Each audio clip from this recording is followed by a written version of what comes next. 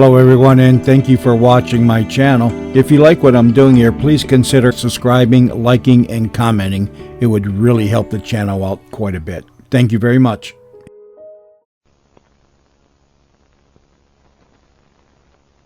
And now, Mystery Theater.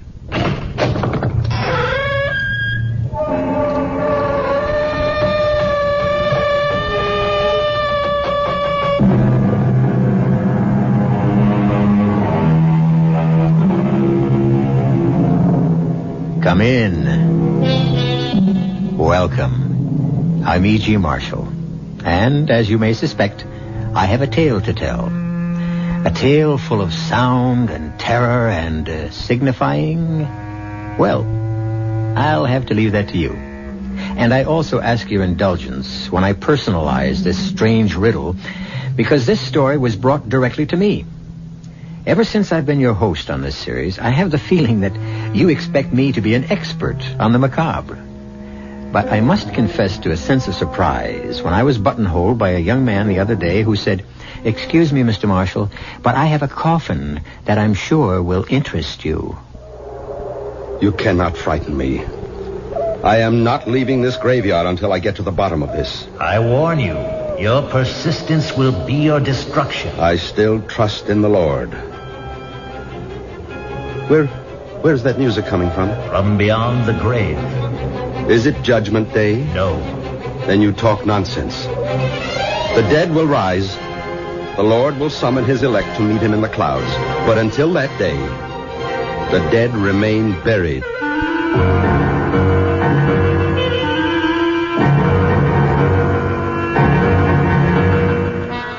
Our mystery drama, A Coffin for the Devil, was especially adapted for the Mystery Theater by Murray Burnett and stars Keir Dullea.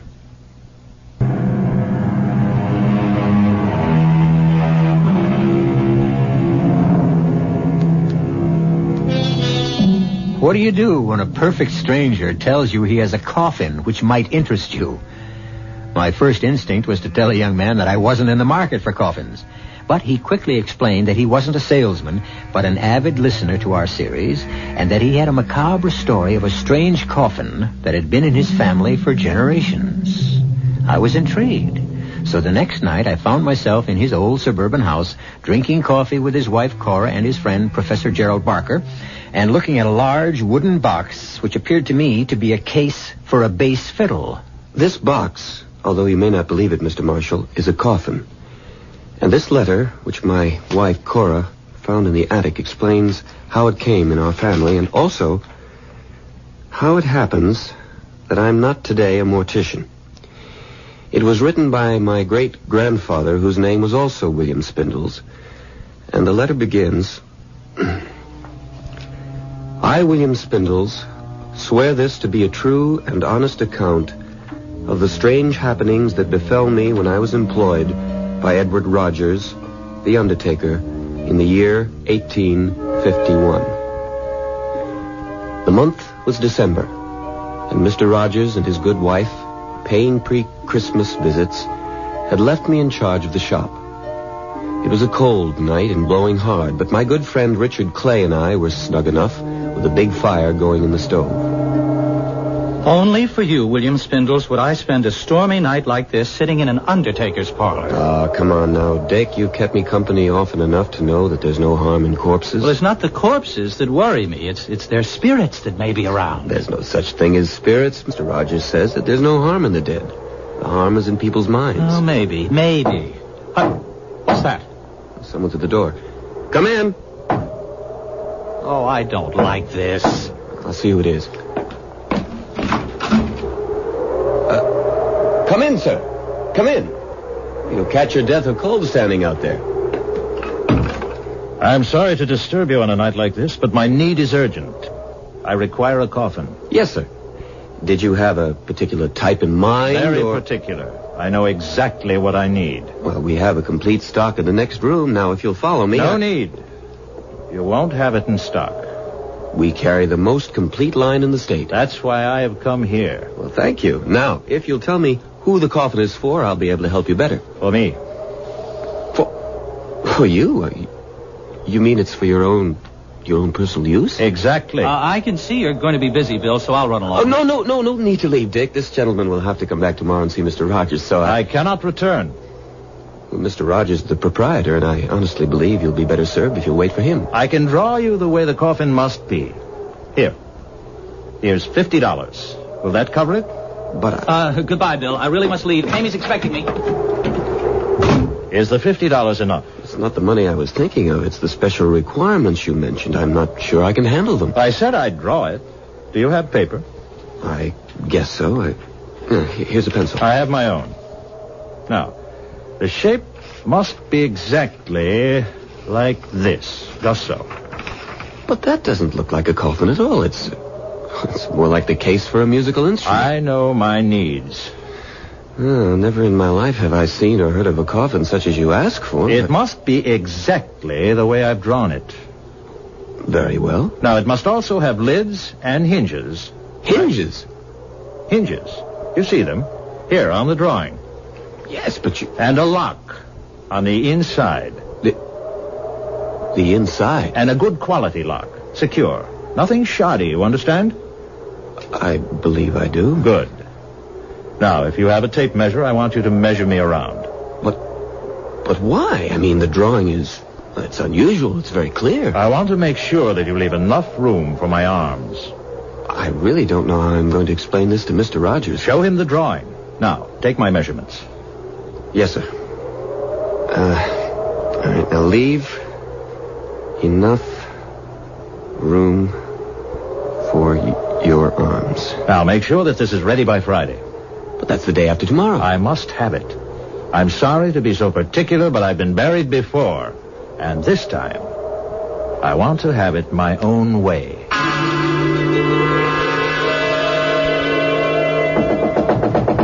Bill! Are you in there? Just a minute. I'm opening the door. Lucy, what are you doing here? Are you all right? Is he still here? What are you talking about? Dick told me about that strange man who came here. Dick was really scared. He said the man wanted to order his own coffin. That's right, but I'm sure it was some kind of practical joke. Well, I don't care what it was. I want you to find another job. I hate the idea of your being an undertaker. Lucy, we've been through this before, and this job is no different than any other except in people's minds. I'm sorry, Bill. I'm sorry. I was just so frightened. All the way over here, I was just worried about you and scared, but I came anyway, and now... Oh, Bill, I don't think it's going to work. Oh, I'd like to punch Dick Clay right in the nose for frightening you like that. Don't blame Dick. It's not his fault. If he hadn't scared you, you wouldn't have... Yes, I would. Maybe I wouldn't have come here tonight, but I hate what you're doing. I hate it. I know, honey. What do you want me to do? Quit. And do what? Oh, I don't care. What will we live on? Well, you'll find another job. Nowhere near as much money. I don't care about the money. Bill, can't you understand? I don't want hands touching me that have been touching death all day. All right, Lucy. I'll speak to Mr. Rogers about leaving.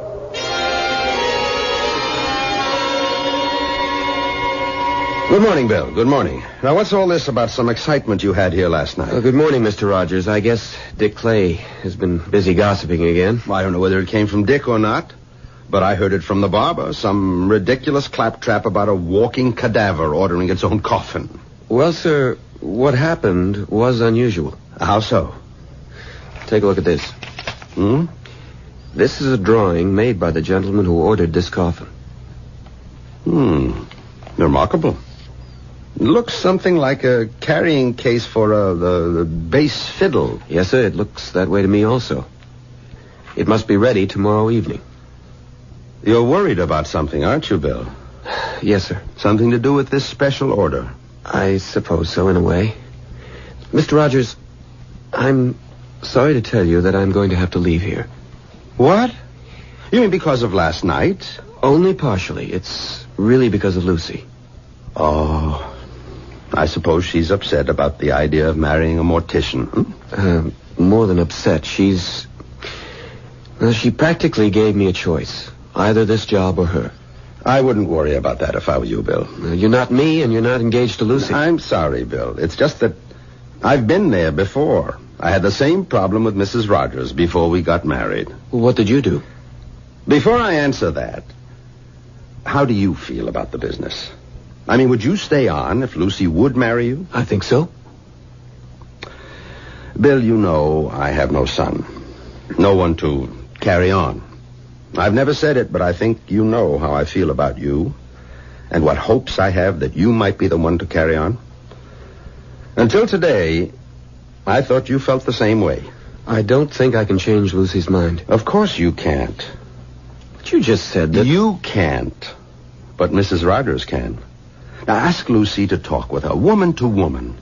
That's your best bet. My wife knows all the problems and she has all the answers. I never thought of that.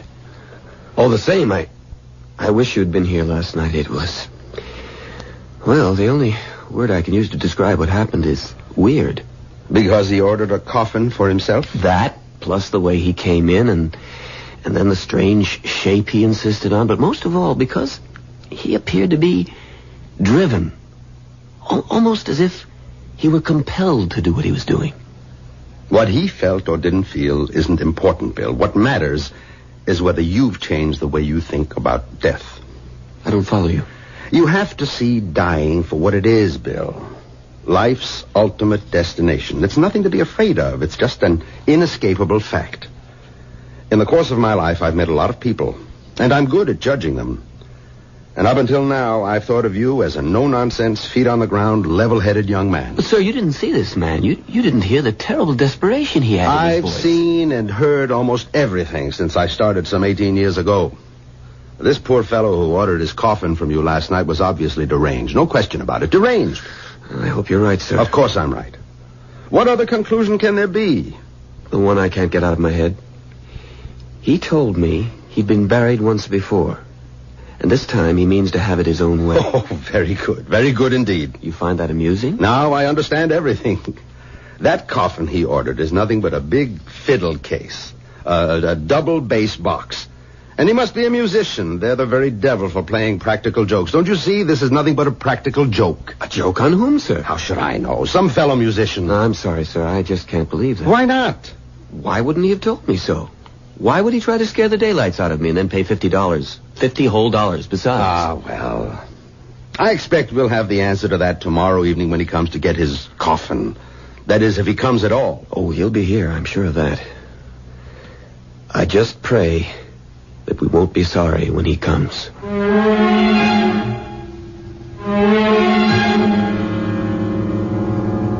When the reading stopped, I looked at the faces in that sane and sensible 20th century living room. Spindle's wife, Cora, was wide-eyed. Professor Barker's lips were pursed and his eyes were skeptical. My eyes were drawn automatically to the subject of the letter. The large, strangely shaped coffin that stood in the corner of the living room, and I could understand the fear that had gripped that 19th century William Spindles. I'll be back shortly with Act 2.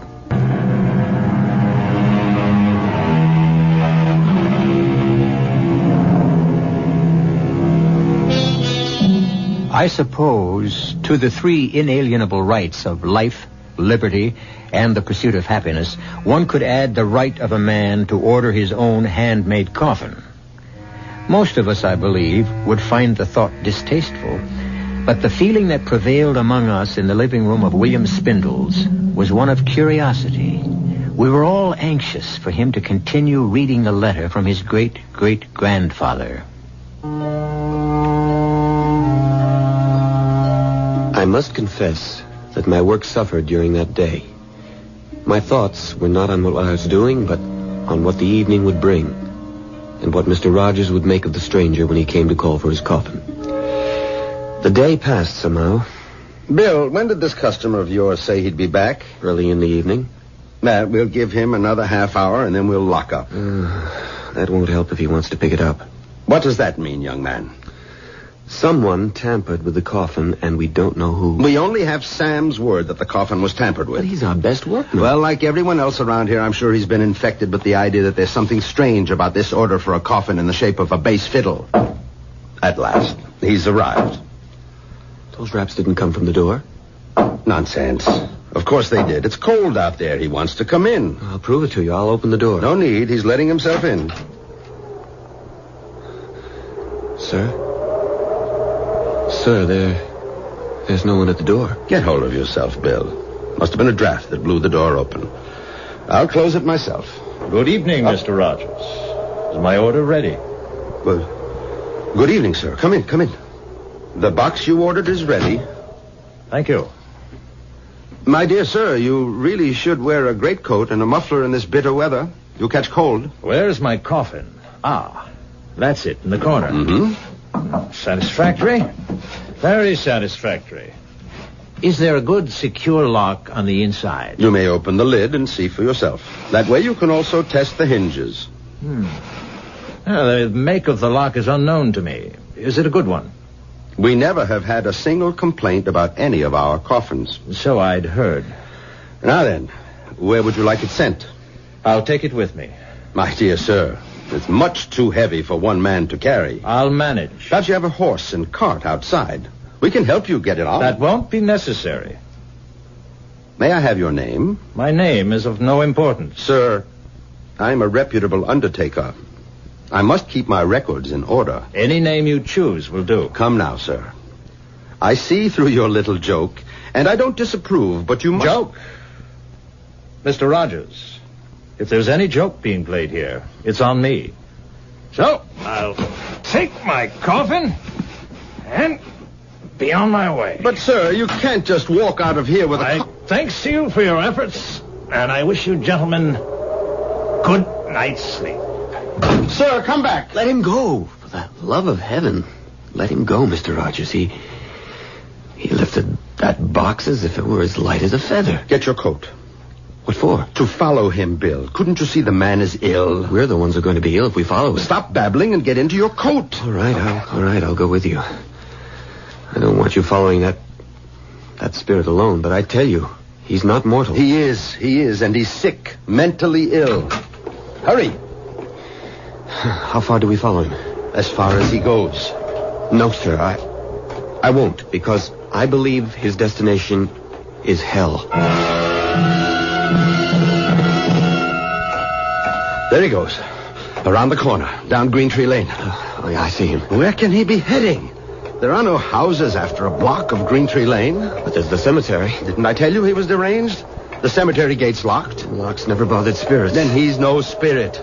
Didn't he ask for a lock on the coffin? Oh, let him go, Mr. Rogers, please. Hurry up before we lose him. Mr. Rogers, if we do catch up to him, what in heaven's name do you want of him? Find out who he is, where he lives, and get him safely home. Then I shall call a doctor to attend him. There he goes, heading directly for the cemetery gate. Confound it. What's happened to the moon? A cloud just passed in front of it. No matter. Even if we can't see him, we shall catch up when he finds the gate locked. Oh, here comes the moonlight, and here's the gate. Where did he go? Well, he must have gone in. Gate's locked. Well, I have my key. You don't intend to go in, do you? Of course. Come on. No, sir. There. Isn't that our man?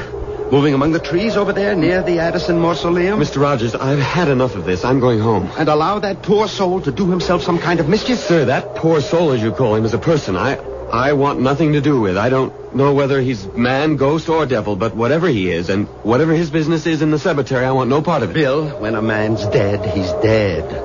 I've never seen a man or woman come to life again. I'm a God-fearing man, and I go by the Bible. Doesn't the good book say dust to dust? The Bible says a lot of things, but I remember no mention of men who could lift a heavy coffin as if it were a pillow and pass through locked gates without leaving a sound, to say nothing of a man ordering his own coffin. Very well, Bill. You can stay or leave. I'm going after him. I beg of you. Close the gate. I beg you, Mr. Rogers, leave this be and come home with me. Close the gate and make sure it's locked.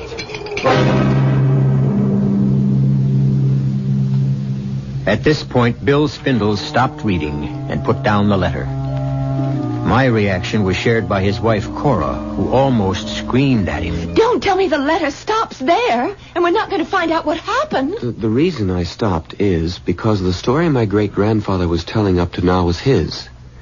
But it now changes. At this point, he is writing not what he saw, but what he heard, as he puts it in the letter. Perhaps I was a coward, but I allowed Mr. Rogers to go on into the graveyard alone while I hurried home. So I warn the reader of this letter. This portion of my tale is written here as it was told to me by Mr. Rogers. The moon again had gone behind the clouds when young Spindles went hurrying off. But I thought I saw some light in or around the big Addison tomb. I started that way, and then I heard what seemed to be the voice of the man I was following, but it seemed to come from far off. Too far. You have come too far.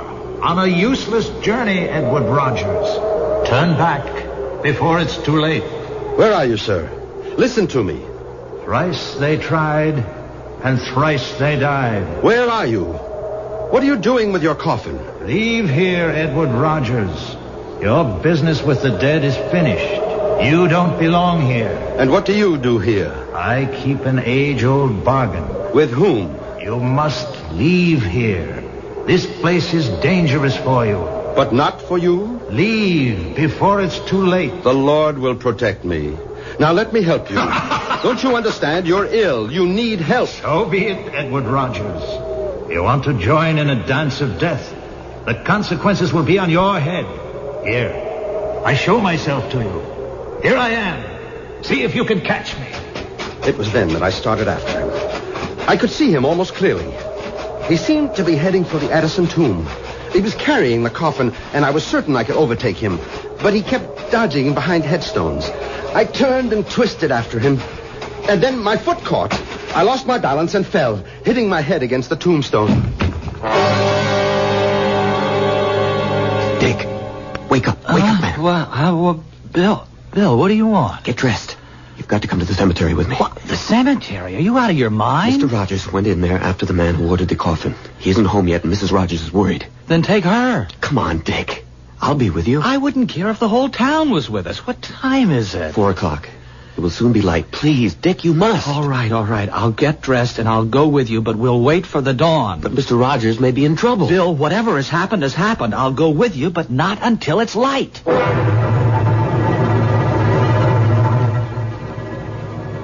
Oh, my head. It hurts. Where am I? Where you do not belong. Oh, it's you. Where's your coffin? Where it belongs. Good. Come. I'll take you home. You need more help than I do. I'll be all right. I was fortunate. It was just a glancing blow. I'll take you to the gate. See that you get there safely. You've changed. Why are you now worried about me? I admire your courage. You were concerned about me. Now I return the favor. No. You tried to frighten me before. For your own good. You're still in danger. From whom? From the damned. Sir, I don't know who you are or where you're from, but I'll swear you're of this world. There are no such things as ghosts. I know that's what you believe. I wish with all my heart that you were right. What's that music? Do you hear it? I do. What is it? It doesn't belong here in a graveyard. You're wrong. It's the only place it can be heard, and not by everyone. Come, the gate is this way. No, I am not leaving until I get to the bottom of this. I warn you, your persistence will be your destruction. I still put my trust in the Lord. Where's that music coming from? From beyond the grave. Is it Judgment Day? No. Then you talk nonsense. The dead will rise. The Lord will summon his elect to meet him in the clouds. But until that day, the dead remain buried. And quiet? And quiet. Oh, foolish man. I will not be able to protect you much longer. Go home now, while you can. I will, if you'll first allow me to take you to your home. Can't you understand? My home is here. Tommy rot. I must go. I have work to do. You've been warned. My conscience is clear. As I turned my head to see where he went, I felt dizzy. The blow had evidently been more serious than I thought. When my head cleared, I could still hear the music, and I thought I saw a light. I walked toward the light. It seemed to come from the Addison tomb. As I approached, I could see that the door to the mausoleum was open. I was convinced that inside was the source of the music. It grew louder with every step I took. And then I found myself at the door to the tomb. And there, just inside, I saw the large coffin the stranger had ordered. The lid was wide open. But the moment I took one step inside, the lid slammed shut and the music stopped. I thought the coffin had been empty, but I couldn't be sure. I walked over to it and bent down and listened. I heard the key turn in the lock, and I called out, "You mustn't lock yourself in. You mustn't. Please open the coffin." He wouldn't listen, so I determined to get the coffin open. When suddenly there was a flash of light and a loud explosion.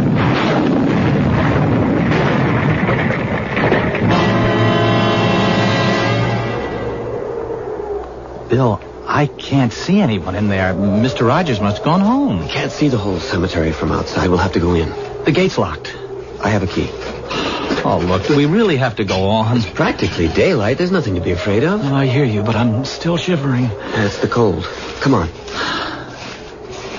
Hey, you seem to know where you're going. Oh, I shouldn't have left him. If any harm has befallen him, I'll never forgive myself. Well, he shouldn't have been here at all.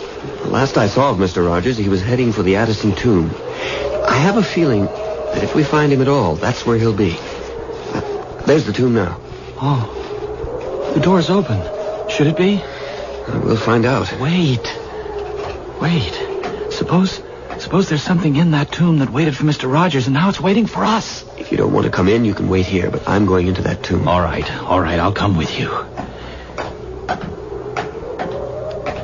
Good Lord, there he is, lying across that coffin, and so still. Is he dead? I don't know. But there's only one way to find out.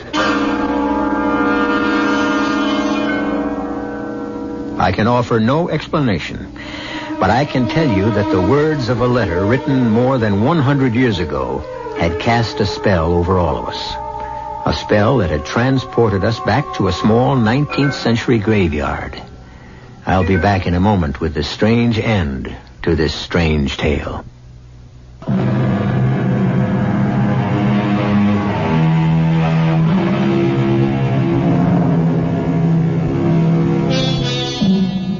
Like many time-worn sayings, the old adage, curiosity killed the cat, but satisfaction brought it back, still contains more than a few grains of truth. Certainly all of us sitting in the William Spindle's living room that night were anxiously waiting for him to resume reading the letter from his great-great-grandfather. But he further whetted our curiosity by prefacing his reading with this explanation. I think it's important to tell you that this next portion of the letter is an eyewitness account, not what was told to my ancestor, but what he experienced himself. So, if you're all ready, I'll continue. After Mr. Rogers told me what had happened to him that night in the cemetery, I was still undecided about leaving the undertaking business, although my dear Lucy was at me every day to give my notice. And then, one morning, Mr. Rogers called me to his office. Sit down, Bill. I think we should have a talk. Yes, Mr. Rogers? My wife tells me that Lucy hasn't been to see her. Have you spoken again to Lucy about discussing your future here with Emily? No, sir. You still believe that our strange customer was a ghost? Let's say I'm still undecided. What's that? Probably someone who wants to see me. Come in. Should I get the door? Don't bother. I'll go. Good morning, gentlemen. It's you. It is indeed I. And I'm not sure how long I'll be permitted to stay. Long enough, I hope, to give me an explanation of your actions the other night. That is why I'm here. Good. Perhaps you'll start by telling me... I come here, sir, at great personal risk. I ask you to believe me. I beg you to listen and keep an open mind. I believe I'm a fair man. Since you're a native of this town, you must know of the Addison family. Of course. Old Thaddeus Addison owned the leather and dye plant. He did. And do you remember a young man named Tom Addison, one of Thaddeus's 3 sons? I never knew the young rascal. Everyone heard about him, of course. He was a ne'er-do-well who finally ran away. That's what my father wanted everyone to believe. Hold on. Are you trying to tell me you're Tom Addison? My father wanted me to go into the factory. I couldn't abide the thought. In all modesty, I had a great talent for music, particularly the bass, a talent which my father felt was foolishness. All of our quarrels came because I wanted to practice my music, and my father thought it was a waste of time and money. Then you are young Addison. I am. And I am not. Not in the sense that you mean. I suppose you can explain that. The situation between my father and me became unbearable. He finally gave me an ultimatum. Either I go into the business, abandon my music, or he'd turn me out of the house. I really had no choice. I left. Mm-hmm. And what brought you back? The very same thing that took me away. Music. When my father disowned me, I wandered around the country trying to earn my living as a musician. It wasn't easy. One day I found someone who valued my musicianship. I made a bargain with him. Who was he? He goes by many names. Take your choice. Satan, the devil, Beelzebub, or the Prince of Darkness. Rubbish. You believe in the Lord. Why do you find it so difficult to believe in the devil? I'm a God-fearing man. The devil has no power over me. Not unless you invade his realm, as you did the other night. All I did the other night was my duty, as an undertaker and as a man. How can I make you see the horrors that lie ahead of you if you will not listen? What will change your foolish obstinacy so that you can save yourself? Are you so insensible that if I tell you what I have suffered and am suffering, you'll still close your mind to what I say? I promise to listen, and I will. 10 years ago, I was in Chicago, living in a cold and miserable garret, hungry, alone, and with no hope of employment. In order to get something to eat, I knew I'd have to pawn my fiddle. Just before venturing out, I wanted to play it one last time, when suddenly I thought I'd lost my mind, because not only was I hearing my own instrument, but it was joined by a full symphony, and he was there. Satan? And he offered me the fulfillment of a dream. I would never have to worry about money again, and I could concentrate on my music. It dazzled me, the prospect of a life I'd always hoped for. And what did he ask in return? Your soul? Nothing so dramatic. What seemed a simple, harmless request. All he asked is that I play for him whenever and wherever he should ask. I hesitated, but only for a moment. How I wish I had thought longer on it, but I didn't. I agreed. And now I'm his forever. A member of his orchestra of the damned.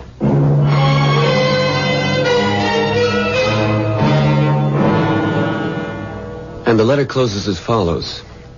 That was the day I left the undertaking establishment of Edward Rogers. I have no way of knowing whether Mr. Rogers believed the story told by the man who claimed to be Tom Addison. I never saw nor heard from the stranger again, nor do I know whether Mr. Rogers did. Signed, William Spindles. Now, what do you make of that? I'll take the ladies first. Cora, as my wife, what do you think? There's one thing I know, darling. I'm glad you're not an undertaker, because if you were, I wouldn't be your wife. Ah, you feel the same way as my ancestors, girl. Lucy. Emphatically. Jerry, you're the scientist here. Well, history isn't a science, thank heaven, but I do have some questions. First, how did the coffin come into your possession? Well, that's simple. When Mr. Rogers died at the ripe old age of 89, he left a sizable bequest in his will to my great-grandfather with the proviso that we keep the coffin as a memento. Why would he do that? Now, that, Cora, is an excellent question. If he insisted that the coffin remain in your family as part of his bequest, I think he must have had a reason. In other words, you don't believe that the stranger was a ghost? Let's say I'm dead set against the idea of ghosts playing symphonic music in a graveyard at night. Well, I believe he was the ghost of Tom Addison. Well, how do you explain Rogers leaving the coffin to the Spindles family? Simple. Rogers was probably hurt by Bill's refusal to stay in the business, and he wanted the coffin to remind him. Sorry, darling, that won't work. If he was hurt, why also leave my ancestor a bundle? And believe me, it was a considerable sum. Well, then why did he, Bill? I'm stumped. It's too much for me. I still don't believe in ghosts, and I think I can prove to you that this man who ordered the coffin was flesh and blood. How? Well, I'm going to have to do a little research. When did you say all these things happened? The date, I mean. December 1851, why? Well, give me 2 days, and I'll let you know.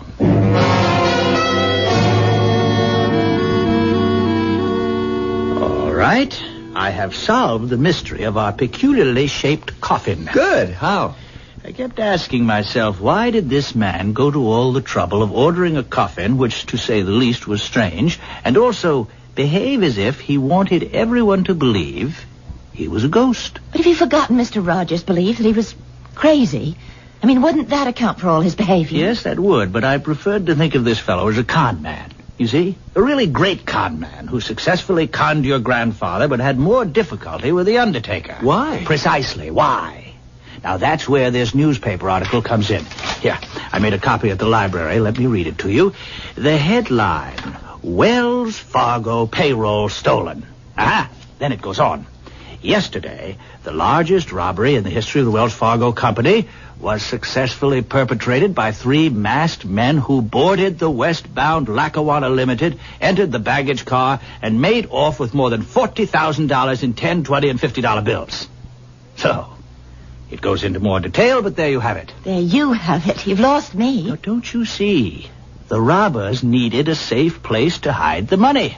And you think that they decided to use a coffin as a hiding place? Remember, our man insisted on a strong lock on the inside. That's true, but... That would be one way of making sure that no one opened this peculiar coffin by mistake and found a wad of 10s, 20s, and 50s that had been stolen from Wells Fargo. But according to the letter, Mr. Rogers found the coffin in the cemetery.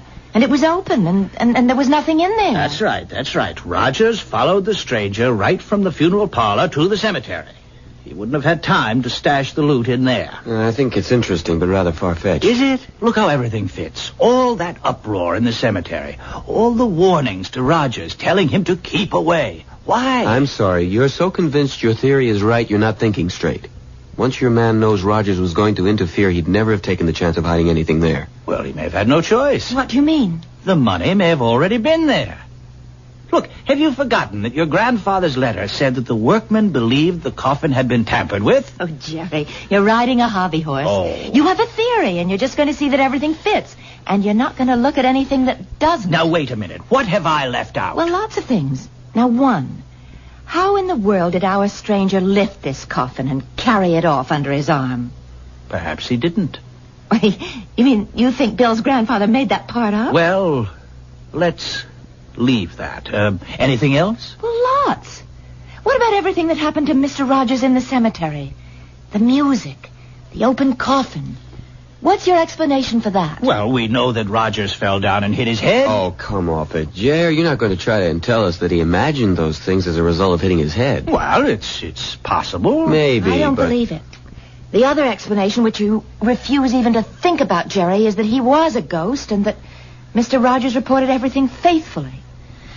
That's the one I believe. Even if I prove to you that this strange-looking coffin has plenty of room for some kind of secret compartment and there may be money in it? Why don't we stop talking and see if you can prove what you think? All right, good idea. Come on. How do we go about finding a secret compartment? Well, we'll try tapping and listen for a hollow sound. Okay. Who wants to do the tapping? Me, let me. All right, go right ahead. It all sounds the same. You're too impatient. If there's a secret compartment, he'd make it hard to find. All right. Dear. It's a great theory, Jer. I'm afraid it's just a theory. Why don't you try down at the bottom where it's widest? Okay. There! Right there. Does that sound different? I think so. Go back there again, Cora. That's it. Let's turn it upside down. Here. You have to let us do that, Cora. That's got it now. Now what? Well, I think we should have opened the lid first. Okay, let's open it. All right, now, put your hand down in there, Bill. Feel around carefully. Around the joint in the wood. Yes. Do you feel anything? Nothing. I can't. You got it. Jerry was right. It's a secret compartment. Well, is there anything in there? This. Money. A $20 bill. Well, there must be more. No, just the one bill. But wait. Here's a note. What's Well, what does it say? Wait a second. It's hard to read. Dear Bill, or descendants of William Spindles, you having found this secret hiding place should know by now that I was right when I insisted that there were no such things as ghosts. I was also right when I told you, Bill, that there was a fortune to be made in the undertaking business, as is proven by my bequest. God bless you and your family. Signed, Edward Rogers.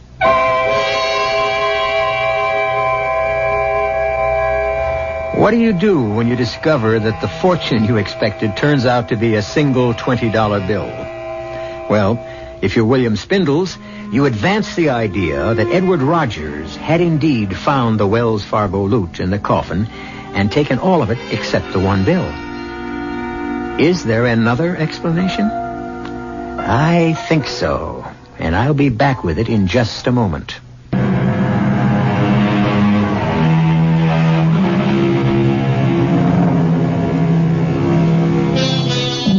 For what it is worth, I present you with this thought. There never was any Wells Fargo money in the coffin to begin with. Edward Rogers had obviously been a man of strong beliefs, and he took this way of proving to Bill Spindles or his children that there are no such things as ghosts, and that there was money to be made in the undertaking business. Did the Spindles accept my explanation?